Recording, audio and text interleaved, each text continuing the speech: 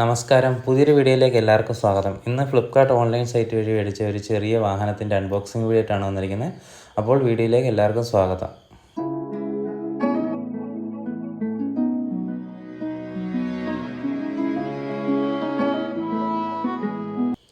ബെൻസിൻ്റെ G-Wagon എന്ന് പറഞ്ഞൊരു മോഡലാണ് മേടിച്ചത്. ചെറിയൊരു എമൗണ്ടിൽ മേടിക്കാൻ പറ്റിയൊരു പ്രോഡക്റ്റാണ്. അത്യാവശ്യം നല്ലൊരു പാക്കിങ്ങിലൊക്കെയാണ് വന്നിരിക്കുന്ന പ്രോഡക്റ്റ്.